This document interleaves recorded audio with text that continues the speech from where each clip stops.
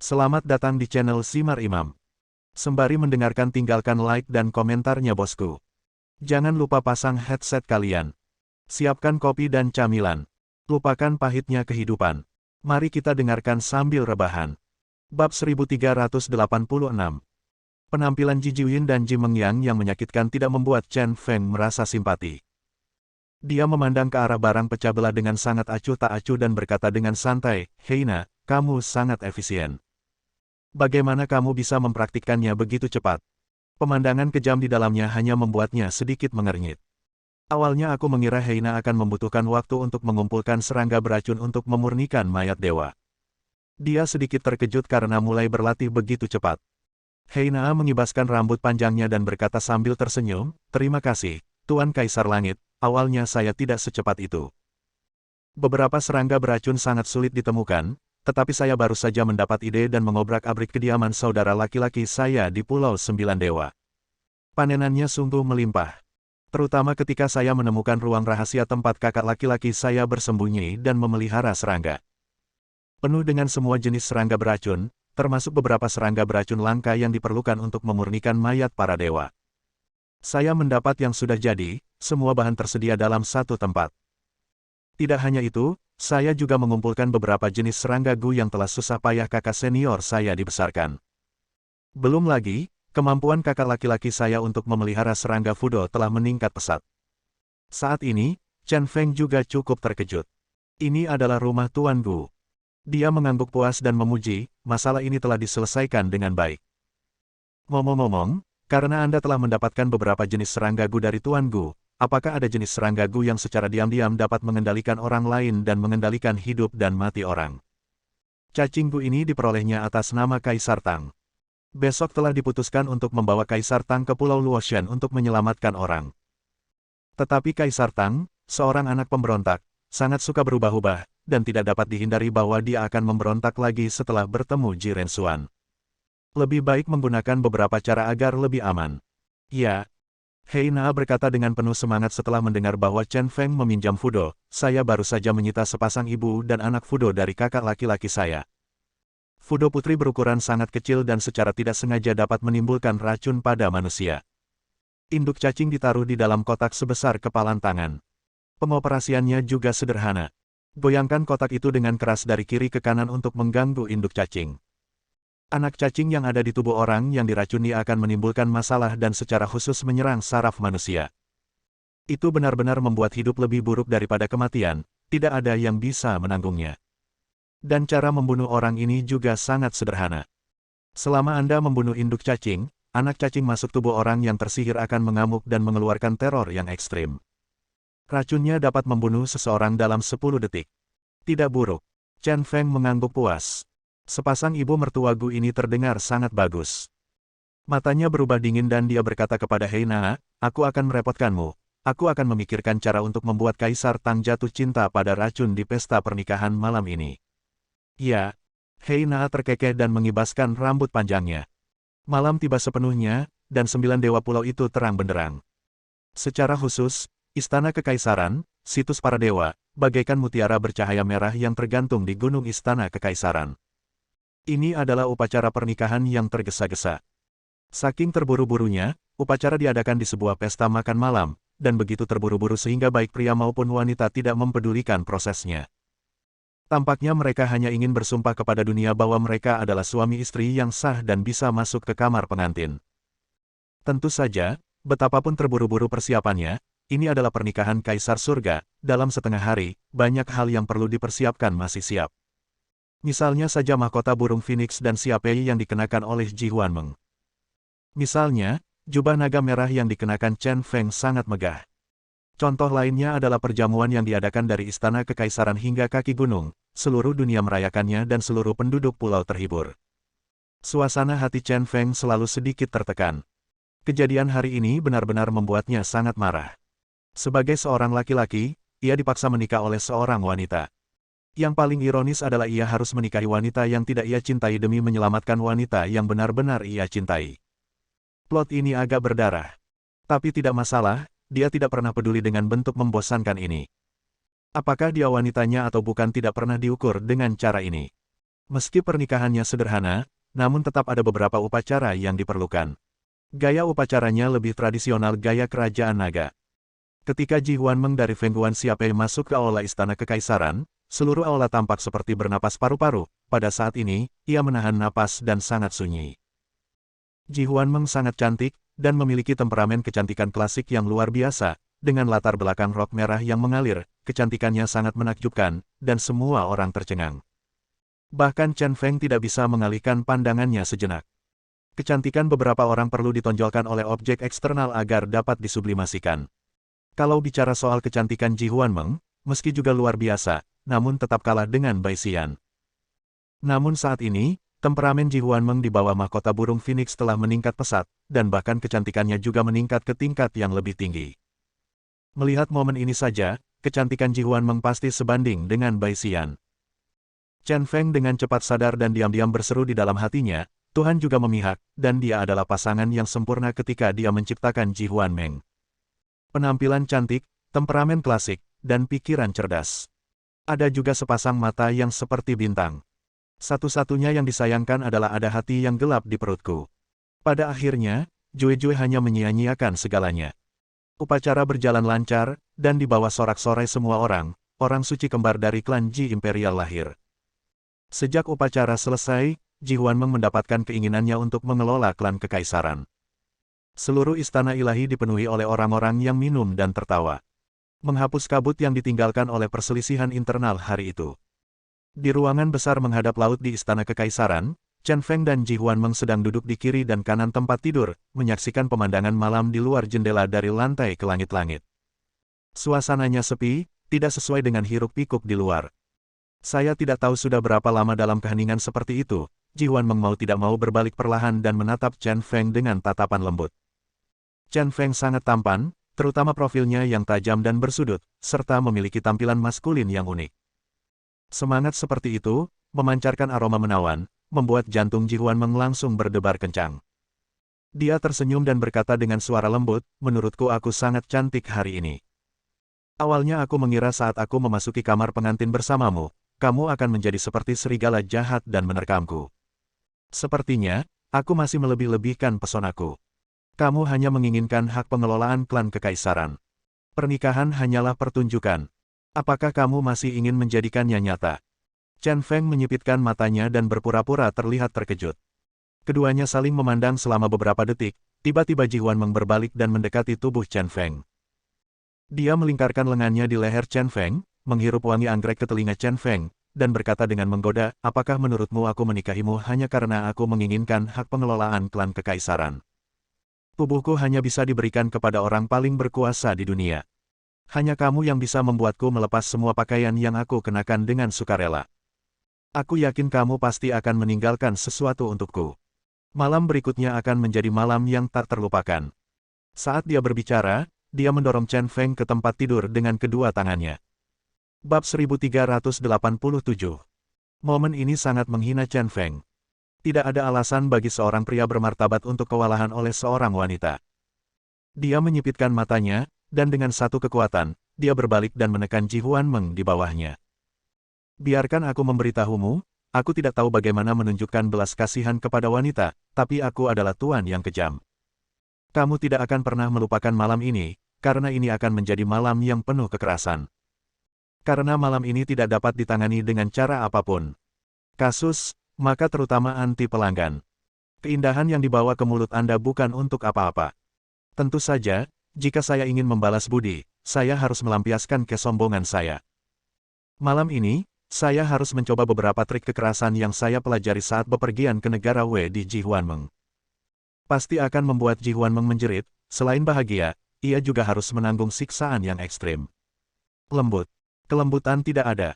Melihat tatapan tajam Chen Feng yang tiba-tiba, dada Ji Huanmeng naik dan turun saat dia ditekan, dan wajahnya memerah. Entah kenapa, dominasi Chen Feng membuatnya sangat bersemangat. Perasaan menghadapi kekerasan membuatnya penuh ekspektasi. Hampir seketika, saya dipenuhi keringat harum. Ayo, biarkan aku merasakan kebahagiaan tertinggi menjadi seorang wanita, dan semakin kejam kamu, semakin aku menyukaimu. Mata indah Ji Huanmeng bersinar, dan tiba-tiba ada sedikit pesona yang luar biasa. Setiap kali dia berbicara, pandan itu melayang lembut dari mulutnya, menstimulasi saraf Chen Feng. Pada titik ini, tubuh Chen Feng juga memiliki nafsu naluriah dan mulai bertindak tidak bermoral.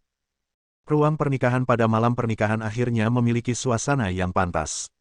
Chen Feng dengan cepat memenuhi kata-katanya dan melakukan kekerasan yang ekstrim. Terdengar suara robekan, dan gaun pengantin merah indah Ji Huanmeng hancur berkeping-keping, melayang di udara seperti bunga berjatuhan. Matanya dingin dan tanpa ekspresi, seperti binatang buas. Suasananya sangat intens, dan jenis pertempuran yang berbeda pun dimulai. Bakat fisik Chen Feng yang menakutkan ditampilkan dengan sempurna pada saat ini. Ji Huanmeng bukan tandingan Chen Feng dan hampir pingsan. Matanya memutih, dan Chen Feng, yang mabuk pada dirinya sendiri, mengutuk dalam hatinya, dia benar-benar seekor rubah betina yang tahu bagaimana bersenang-senang. Tiba-tiba, sebuah pikiran terlintas di benaknya. Itulah yang diingatkan Pei Nujiao padanya. Apakah wanita bijaksana seperti Ji Huanmeng, yang begitu ingin menikah dan melakukan hubungan seksual, benar-benar hanya ingin menguasai klan Ji? Begitu pikiran ini terlintas di benaknya, dia tiba-tiba merasakan sesuatu yang aneh di tubuhnya. Kerumputan lagu dewa di tubuhnya sepertinya mengubah kekuatan obat menjadi semburan kehangatan, mengalir ke Ji Huanmeng. Baru pada saat inilah dia menyadari bahwa ekspresi mabuk Ji Huanmeng mengandung jejak kesuksesan yang penuh kemenangan. Apakah itu tidak mungkin? Dia ngeri.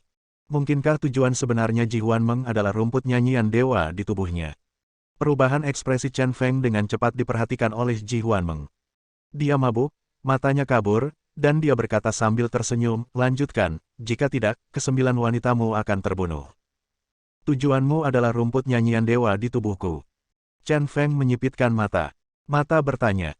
Saya dapat dengan jelas merasakan bahwa kekuatan obat rumput nyanyian dewa di tubuh saya telah hilang, dan kehangatan pun hilang. Sudah pasti semua kekuatan obat dari rumput nyanyian dewa telah disedot oleh Ji Huanmeng. Tubuh Ji Huanmeng sepertinya memiliki pompa yang telah mengambil Xuanmei, menyedot kekuatan obat dari rumput nyanyian Ye dan tidak dapat berhenti sama sekali. Ji Huanmeng merasakan kekuatan obat yang luar biasa dari rumput nyanyian dewa dan tersenyum. Ya, jika tidak, saya akan enggan memberikan tubuh saya kepada Anda. Setidaknya saya harus mendapatkan manfaatnya. Bagaimana Anda tahu apa yang ada di tubuh saya?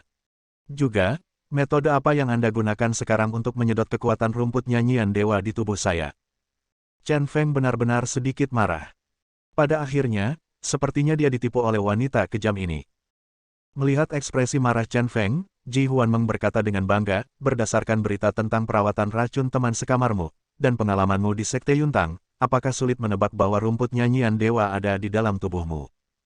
Pertanyaan retoris ini sungguh penghinaan terhadap Chen Feng. Wajah Chen Feng jelek. Memang, merawat Zhang Xinyan dan Jin Yinyu telah lama mengungkap masalah rumput nyanyian dewa.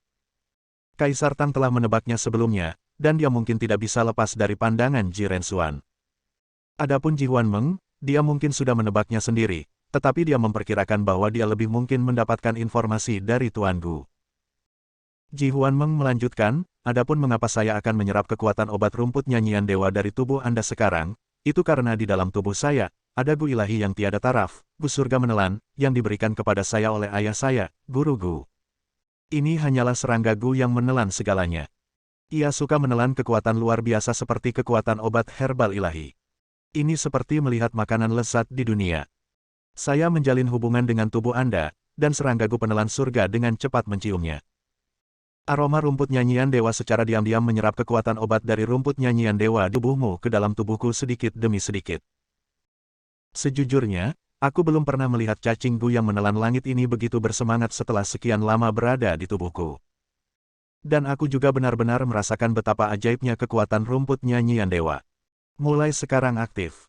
Mulai sekarang, kekuatan ini akan menjadi milikku. Wajah Chen Feng menjadi semakin jelek, dan dia tidak berani memutuskan kontaknya dengan Ji Huanmeng. 9 wanitanya dikendalikan oleh Tuan Gu, dan mereka sangat dibatasi dalam segala aspek. Namun, kekuatan obat dari rumput nyanyian dewa sedang mengalir, dan dia bisa merasakan rumput nyanyian dewa di tubuhnya akan layu. Apakah kamu tidak takut aku akan marah dan membunuhmu? Chen Feng akhirnya berbicara, sudah diambang kemarahan. Ji Huanmeng tersenyum dan berkata, jika kamu ingin membunuhku, kamu pasti sudah lama membunuhku, dan kamu tidak akan menunggu sampai sekarang. Tak perlu dikatakan kata-kata kasar ini, 9 wanita itu memiliki status yang sangat penting di hatimu. Jadilah baik, patuh, kamu tidak perlu aku mengajarimu apa yang harus dilakukan. Saat aku menyerap semua kekuatan jamu ilahimu, aku berjanji tidak akan membunuh wanita manapun, tetapi menyerahkannya padamu dengan aman dan terdengar. Selama bertahun-tahun, bakat saya rata-rata, dan latihan saya telah mencapai tingkat kesempurnaan. Peningkatannya sepenuhnya bergantung pada cacinggu yang menelan langit ini. Cacinggu yang menelan langit melahap banyak obat dan menggunakannya untuk menyehatkan tubuhnya, memungkinkannya berlatih kungfu dengan hasil 2 kali lipat dengan setengah usaha. Jika saya menelan rumput nyanyian dewa yang legendaris hari ini, saya mungkin dapat meningkatkan tingkatan alam saya lebih banyak lagi. Hanya dengan meningkatkan kekuatan Anda sendiri Anda dapat benar-benar mengendalikan segalanya. Ini adalah kebenaran yang sulit. Lanjutkan. Permintaan ini benar-benar meminta kematian. Pada saat ini, Chen Feng, yang memiliki wajah jelek, tiba-tiba tersenyum. Segera setelah itu, ekspresinya menjadi ganas. Bagaimana ini mungkin? Ekspresi Ji Huanmeng berubah drastis, dan dia tiba-tiba merasa ada yang tidak beres. Kekuatan obat yang dia serap mulai kembali ke tubuh Chen Feng. Melihat senyum bangga Chen Feng lagi, hatiku terasa dingin. Tampaknya Chen Feng pada gilirannya ditipu. Memikirkan hal ini, dia sangat ingin berpisah dari Chen Feng. Tapi bagaimana wanita yang terjebak di bawah Chen Feng bisa melarikan diri? Bab 1388. Situasi saat ini di luar dugaan Ji Huanmeng. Faktanya, ketika dia mengetahui dari guru Gu di pagi hari bahwa rumput nyanyian dewa ada di tubuh Chen Feng, dia salah paham. Selama bertahun-tahun, cacing Gu yang menelan langit telah menyerap banyak obat langka untuknya, membantunya menghangatkan dan memberi nutrisi pada tubuhnya serta mencapai tujuan pembentukan dan pelatihan tubuh. Setelah dirawat dengan berbagai obat eksotik, kulitnya menjadi semakin putih dan merah muda, seluruh tubuhnya memancarkan aura awet muda, bahkan penampilannya pun semakin cantik. Ini yang kedua, dan yang lebih penting, semua fungsi tubuhnya telah meningkat pesat. Kelenturan tubuh telah meningkat, daya tahan, kecepatan, kemampuan reaksi, dan bahkan kekuatan semuanya meningkat pesat. Kekuatan tulangnya awalnya jauh dari bakat tulang terbalik, tetapi perlahan-lahan, kekuatan tulangnya mendekati tingkat kebalikan manusia, hampir sama dengan tingkat tulang terbalik. Mengandalkan perubahan pada tubuh dan kecerdasannya, kekuatannya meningkat hari demi hari dengan kerja keras. Diam-diam, dia juga mengembangkan kekuatan yang hampir supranatural, yang dia sembunyikan. Dan mendengar legenda rumput nyanyian dewa dari guru Gu membuatnya mengidamkannya. Berdasarkan pengalaman masa lalunya dengan kekuatan obat-obatan untuk menghangatkan dan menyehatkan tubuh, dia benar-benar yakin bahwa jika dia menyerap bahan obat ajaib dari rumput nyanyian dewa, kemungkinan besar itu akan membantunya menerobos ke alam luar biasa sebagai tubuhnya dihangatkan dan diberi nutrisi. Tidak hanya itu, pada saat itu, kekuatan tulang tubuhnya kemungkinan besar akan meningkat pesat di bawah kehangatan dan nutrisi dari kekuatan herbal ilahi. Dengan cara ini, kekuatan dari 3 gerakan 6 tulang pertama yang dia latih akan meningkat pesat. Menurut spekulasi, kekuatan tulang kemungkinan besar akan mencapai level menantang surga dari dekat level menantang manusia. Dalam hal ini, akan ada peluang untuk mempraktikkan gaya keempat jari angin spiritual. Hal lainnya adalah tidak sulit untuk melihat dari perlakuan Chen Feng terhadap Jing Sui bahwa rumput nyanyian dewa memiliki efek magis dalam mengobati racun dan efeknya luar biasa. Jika seseorang sepenuhnya menyerap kekuatan obat dari rumput nyanyian dewa, dia mungkin memiliki tubuh yang kebal terhadap semua racun. Dan cara Chen Feng menyembuhkan racun Jing Sui adalah dengan berhubungan seks. Hal ini membuatnya merasa hidup, dan dia berencana menggunakan metode berhubungan seks dan mengandalkan cacing Gu yang menelan langit untuk menarik rumput nyanyian dewa. Kemudian, sebuah rencana terbentuk di benaknya. Diam-diam bersembunyi dalam pertarungan antara Chen Feng dan klan Ji, dia menggunakan 9 wanita Chen Feng sebagai kartu truf untuk mendapatkan keuntungan. Bersaing untuk mendapatkan hak pengelolaan klan kekaisaran adalah impiannya. Karena keinginan terbesarnya dalam hidup ini adalah menjadi seperti Wu Zetian dan menguasai dunia sebagai seorang wanita. Kedua, adalah merebut rumput nyanyian dewa. Tentu saja Anda harus siap mengorbankan diri untuk ini. Tapi sejujurnya, setelah bertemu Chen Feng, dia yakin pria ini adalah satu-satunya pria di dunia yang memenuhi syarat untuk menyentuhnya. Dengan kata lain, dia juga memiliki perasaan terhadap pria ini. Jika Anda mengabdikan diri pada masalah ini, Anda tidak akan menderita kerugian apapun. Segalanya berjalan baik, namun pada saat ini, arus balik kekuatan herbal rumput nyanyian dewa masih membuatnya lengah. Ji Huanmeng, sejujurnya kali ini aku benar-benar jatuh ke dalam perangkapmu. Bisa dibilang kamu hampir berhasil, tapi sayang sekali kamu masih tertinggal satu langkah. Mata Chen Feng menegang dan dia mengumpulkan energi rahasianya. Gunakan metode mendorong denyut nadi melawan meridian dalam tubuh. Seketika, ki dan darah mengalir mundur. Dan karena Ji Huanmeng menjalin hubungan dengannya, kekuatan obat yang diserapnya terbalik. Ji Huanmeng tidak menyadari apa yang sedang terjadi untuk sementara waktu, dia hanya merasakan kekuatan obat dari rumput nyanyian dewa kembali. Tak hanya itu, bahkan sebagian energi dan darah di tubuhnya pun terserap. Ini mendorong denyut nadi ke meridian, sebagian besar tersedot, dan dia akhirnya sadar. Mendorong denyut nadi ke meridian adalah salah satu teknik rahasia dari segel tulang penghancur. Meskipun dia tidak bisa berlatih segel tulang penghancur, dia telah membaca rahasia kungfu dari segel tulang penghancur. Saat ini, dia merasa kedinginan. Saya tidak pernah menyangka bahwa metode mendorong denyut nadi ke meridian bisa begitu efektif. Pompa airnya sendiri hanya memanfaatkan Xuanmei, tetapi kekuatan arus balik Chen Feng sama kuatnya dengan gelombang bulan purnama. Yang paling penting adalah dia dikendalikan oleh Chen Feng dan hanya bisa berada di bawah kekuasaan Chen Feng, tidak bisa membebaskan diri sama sekali. Menonton tanpa daya, Chen Feng menyedot esensi dari tubuhnya sambil menghinanya. Monster, lepaskan aku, atau aku akan membiarkan ayahku membunuh wanitamu. Dalam situasi seperti itu, seorang gadis sedalam Ji Huanmeng kehilangan arah dan berjuang dalam kepanikan. Chen Feng tampak seperti penjahat dan tidak berniat melepaskan Ji Huanmeng. Pada saat ini, dia juga menemukan bahwa metodenya mendorong denyut nadi ke meridian telah menyerap sari obat yang terkumpul di tubuh Ji Huanmeng. Jangan biarkan poin pengalaman gratis ini sia-sia. Apakah kamu idiot? Bolehkah aku melepaskanmu saat ini? Biar ku beritahu, kepintaran sekecil apapun sama sekali tidak berguna di bawah kekuatan yang sangat luar biasa. Chen Feng mencibir dan terus memompa darahnya. Wajah Ji Huanmeng menjadi semakin jelek, ini benar-benar penghinaan. Dia tidak pernah begitu menderita dalam hidupnya. Saat dia sedang kesal, terjadi sesuatu yang membuat Ji Huanmeng semakin lengah. Dia merasakan cacing gu yang menelan langit di tubuhnya menjadi semakin gelisah dan merangkak keluar. Dengan suara muntah, seekor serangga putih bersayap kecil muncul dari mulutnya. Menjijikkan sekali. Melihat serangga yang keluar dari mulut Ji Huanmeng, Chen Feng tampak sangat jijik. Tidak salah lagi, serangga ini adalah serangga gu pemakan langit yang disebutkan oleh Ji Huanmeng. Lalu kenapa serangga ini tiba-tiba muncul dari tubuh Ji Huanmeng? Saat dia bertanya-tanya, Chen Feng tiba-tiba melihat serangga menjijikkan itu, mengepakkan sayapnya dan terbang ke arahnya. Matanya menegang, dan tangan kanannya tanpa sadar bergerak dengan penuh semangat, bersiap untuk membunuh serangga gu. Namun saat serangga itu semakin dekat dengannya, tiba-tiba ia merasa kesurupan. Kenapa ia merasa serangga itu datang dengan penuh cinta? Atau dengan kata lain, serangga ini seolah berlindung padanya. Sesaat, serangga itu masuk melalui mulutnya yang sedikit terbuka. Dia tanpa sadar ingin menggigitnya, tapi akhirnya berhenti. Saya mengerti, cacing gu yang menelan langit sangat menyukai kekuatan obat dari rumput nyanyian dewa. Melihat bahwa Master Ji Huanmeng tidak dapat lagi membantunya menyerap kekuatan obat, ia hanya mengkhianati Master Ji Huanmeng dan ingin memasuki tubuh dan nikmati-nikmatnya cita rasa rumput nyanyian dewa. Terus terang, saya baru saja berhenti pekerjaan dan ingin pergi ke suatu tempat dengan gaji yang lebih baik. Dalam hal ini, lebih baik menerima cacing gu yang menelan langit.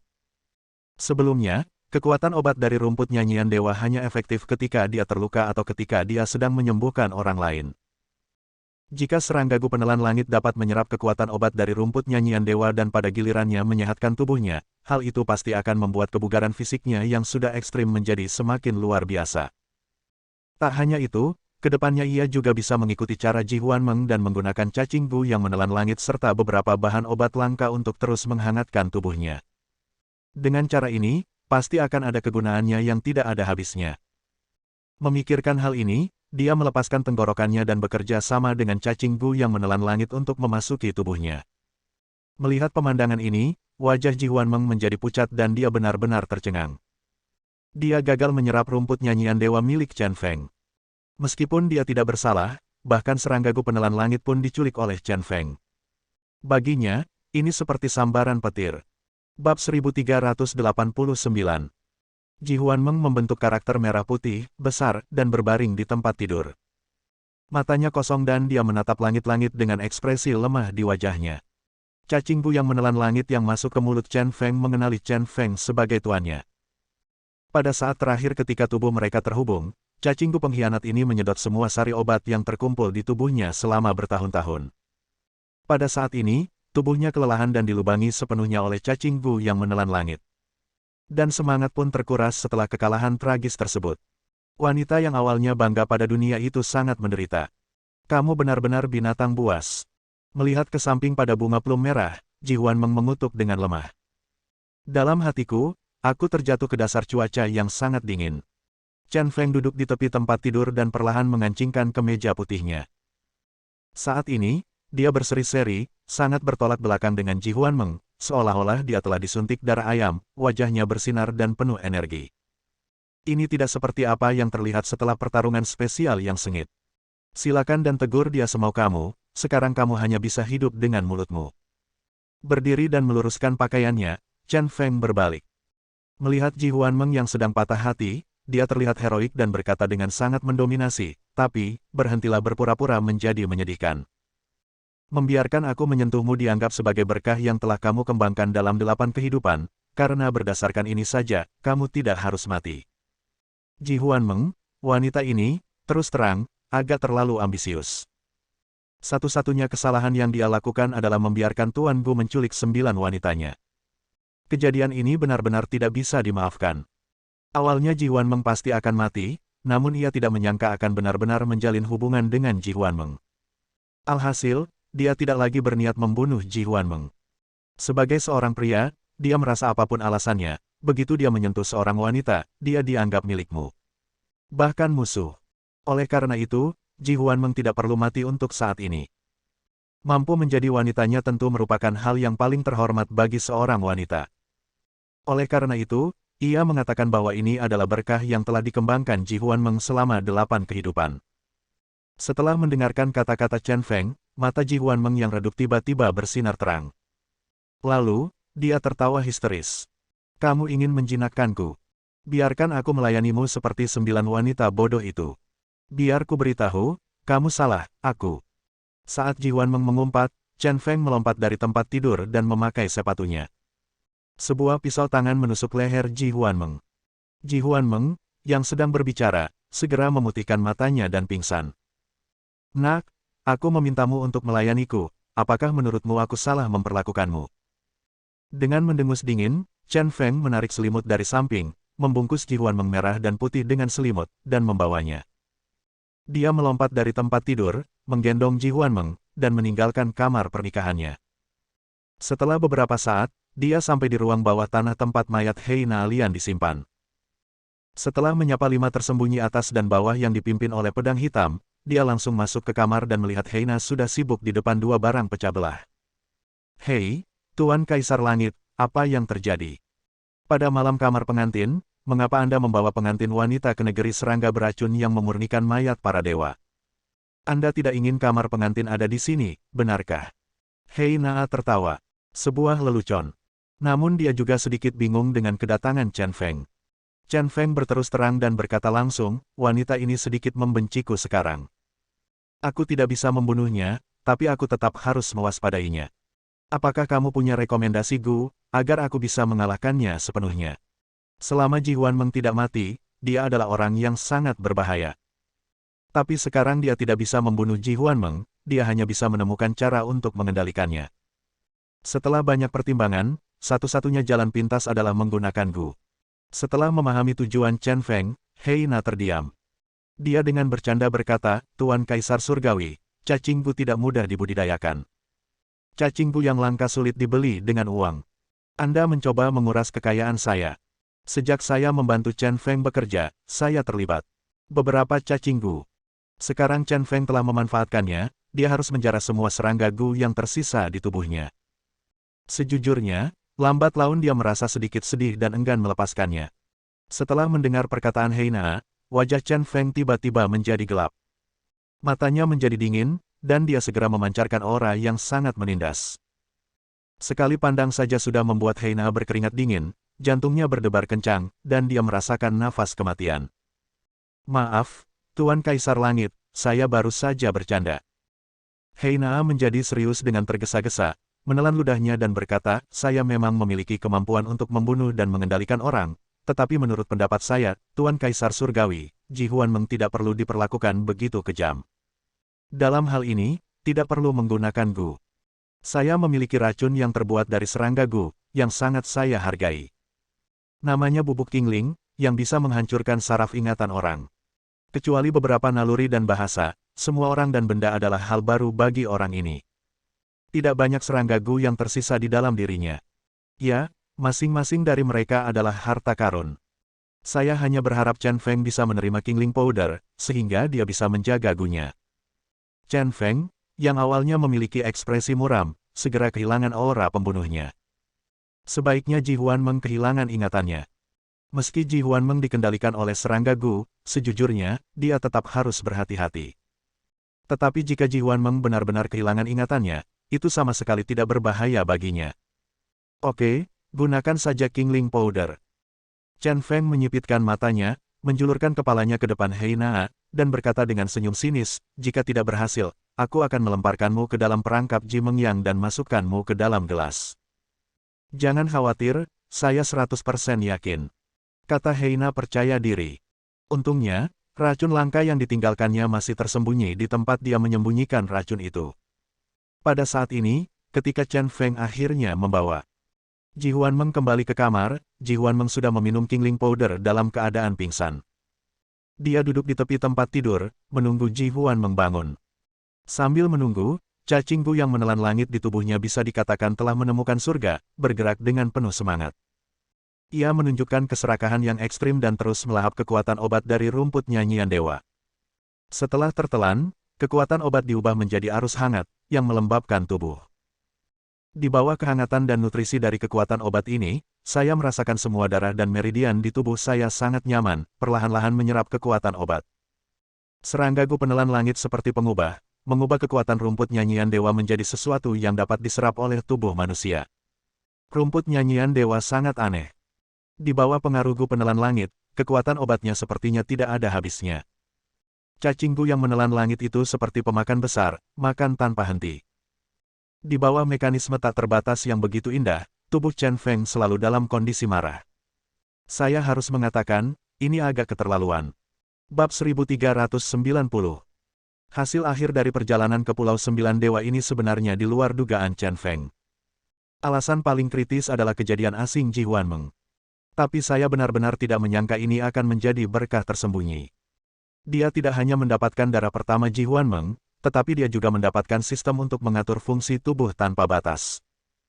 Jika kekuatan obat dari rumput nyanyian dewa tidak ada habisnya, maka dia benar-benar harus berbaring dan menikmati sisa hidupnya. Ya, saat aku sedang memikirkannya, tiba-tiba, terdengar dengungan malas dari belakang. Chen Feng menoleh dan melihat kepala Ji Huanmeng bergerak sedikit dalam keadaan kabur, dia mengerutkan kening dan perlahan membuka matanya. Oh, kepalaku sakit sekali. Mata besar Ji Huanmeng sungguh seindah langit berbintang. Ditambah dengan wajah cantik yang dianugerahkan Tuhan, dia sungguh luar biasa cantik. Hanya saja wajah cantik ini sedang sedikit kesakitan saat ini. Penampilan sedih itu membuat orang merasa sedikit sedih. Kamu sudah bangun, kata Chen Feng lembut, menyipitkan matanya. Untuk beberapa alasan, setelah bangun dari keracunan, Ji Huanmeng tidak lagi memiliki perasaan mendalam yang sulit dipahami di masa lalu. Sebaliknya, ia memiliki makna yang lebih murni, seperti seorang putri yang suci dan cantik di Menara Gading. Sepertinya dia benar-benar kehilangan ingatannya. Siapa kamu? Ji Huanmeng bertanya, berkedip ragu. Saya selalu merasa orang di depan saya cukup familiar, tapi saya tidak ingat siapa orangnya. Semakin aku memikirkannya, semakin sakit kepalaku, sepertinya ada sebatang tongkat di dalamnya, mengaduknya. Siapa aku?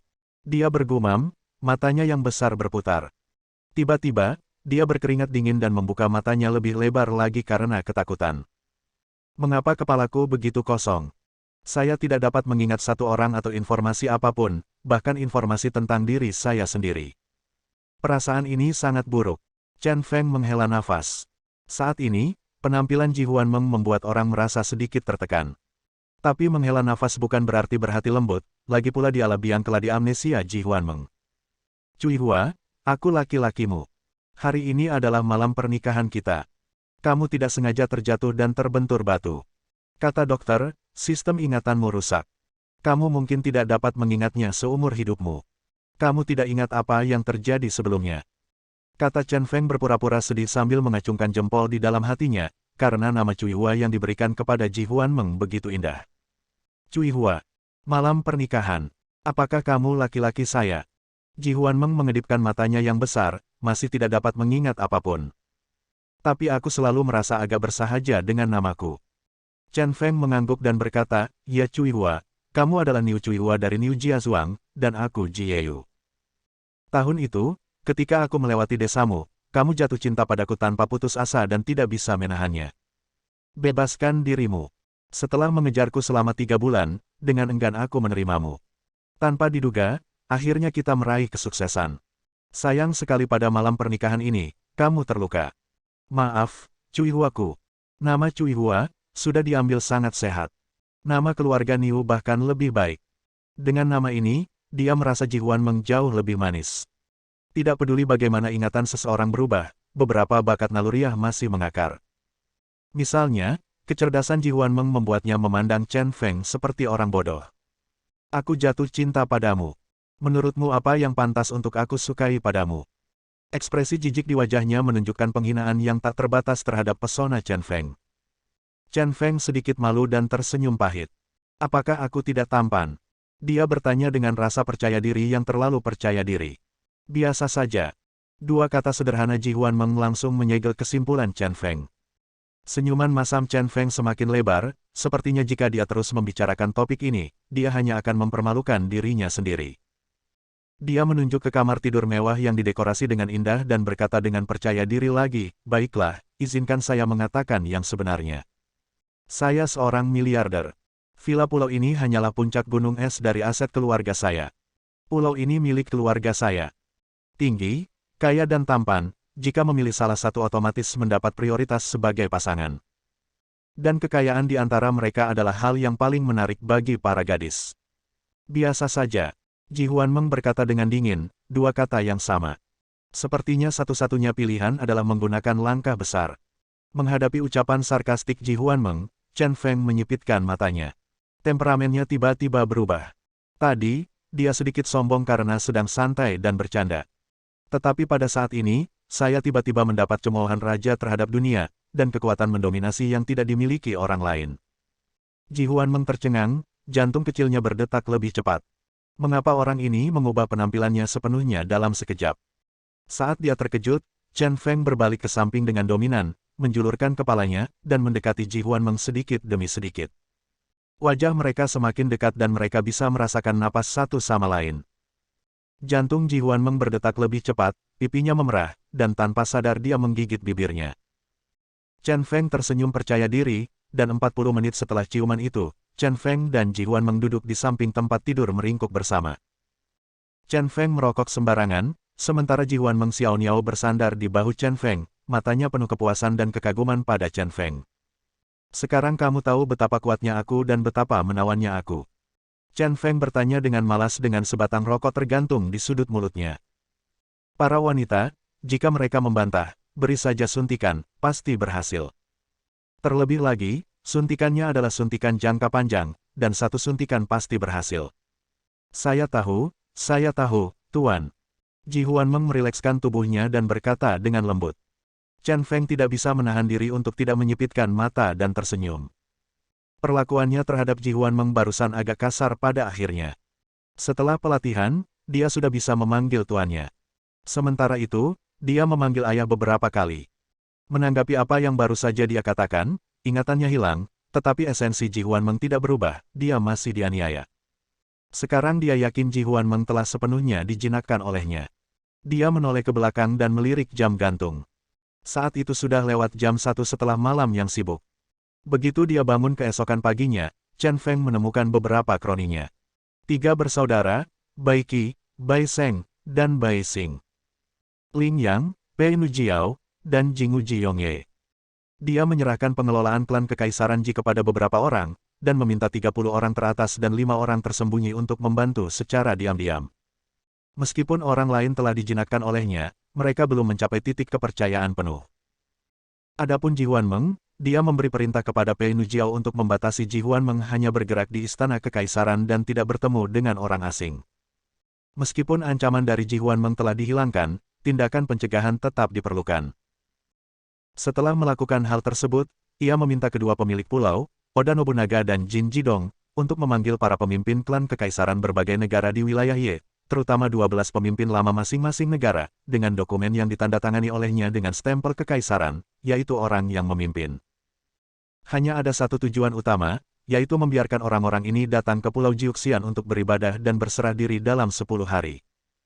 Sebagai kaisar baru dari klan kekaisaran, ini adalah cara yang diperlukan untuk mengambil kembali kekuatan yang tersebar dan menahannya di tangannya sendiri. Setelah semua ini selesai, Chen Feng naik ke kapal, membawa Kaisar Tang bersamanya, dan diam-diam menuju ke Pulau Luotian tanpa memberitahu orang lain. Bersambung. Nantikan bab selanjutnya bosku.